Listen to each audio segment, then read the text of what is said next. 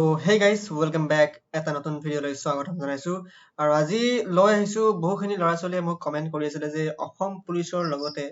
অসম বন বিভাগৰ পোষ্ট কিমান নো ওলাব তো এতিয়া কথাটো হ'ল যে আমি লাষ্ট ইয়াৰৰ যদি অসম পুলিচৰ পোষ্টখিনি চাওঁ প্ৰায় 5500 পোষ্টে আছিলে তো হয়তো এতিয়া ইমানখিনি পোষ্ট নোলাব পাৰে আৰু যিহেতুকে এতিয়া ট্ৰেন্ডিঙত আছে যে অসম বন বিভাগৰ পোষ্টহে ওলাব আৰু অসম পুলিচৰ পোষ্ট আমাৰ মামাই কৈছে ওলাব বাট মোৰ এক্সপিৰিয়েন্স ফালৰ পৰা কৈছো যে ইমানখিনি পোষ্ট নোলাব অসম পুলিচৰ কিন্তু অসম বন বিভাগৰ পোষ্ট ওলাব আৰু কিয়নো বহুখিনি ইউটিউবাৰে কৈ আছে যে নতুন নতুন বিভাগ গঠন কৰিব লৈ আছে আৰু সেই কাৰণে হয়তো বহুখিনি পোষ্ট ওলাব পাৰে তো এতিয়া কথাটো হ'ল যে অসম পুলিচৰ পোষ্ট নে কিমান ওলাব পাৰে মোৰ মতে হয়তো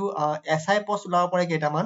আৰু তাৰ ওপৰঞ্চি এবি ইউবি পোষ্টটো ওলাব পাৰে হয়তো 1000ৰ ভিতৰত থাকিব পাৰে আমাৰ অসম পুলিচৰ পোষ্ট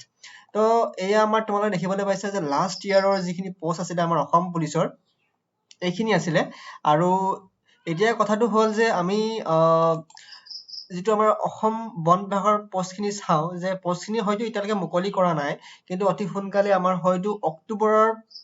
আগলৈকে হয়তো পোষ্ট মুকলি হৈ যাব আৰু অক্টোবৰৰ 10 তাৰিখে যেতুকে এপইন্টমেন্ট লেটাৰ দিব আৰু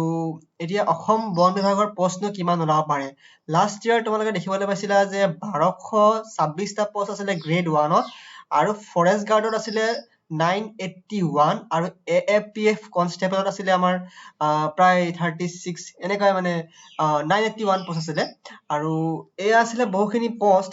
কিন্তু এতিয়া মোৰ মতে হয়তো এনেকৈ সেম পৰ্যন্ত পোষ্ট ওলাব পাৰে প্ৰায় 2000-3000 ভিতৰত পোষ্ট ওলাব পাৰে তো তোমালোকে ৰেডি হৈ যোৱা কিয়নো অতি সোনকালে আহি আছে অসম বন বিভাগৰ নতুন পদ আৰু এইবাৰ বহুখিনি নতুন ডিপাৰ্টমেন্ট গঠন কৰিব লাইক যেনেকা এএফপিএফ আছিলে এটা কৈছে যে মানস ৰাষ্ট্ৰীয় উদ্যানত আমাৰ বহুখিনি ল'ৰা ছোৱালীৰ প্ৰয়োজন আমাৰ মামাই অতি সোনকালে এই লাষ্ট কিমান দিনৰ ভিতৰত কৈছিলে তো সেই কাৰণে বহুখিনি পোষ্ট ওলাব পাৰে আৰু ধৰি লোৱা 3000ৰ ভিতৰত পোষ্ট ওলাব পাৰে অসম বন বিভাগৰ আৰু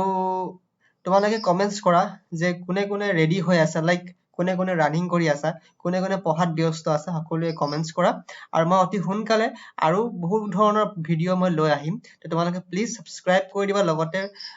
ঘণ্টি বটনটো দবাই দিবা তো হেয়া আৰু আজিলে বাই জয় অসম জয় হিন্দ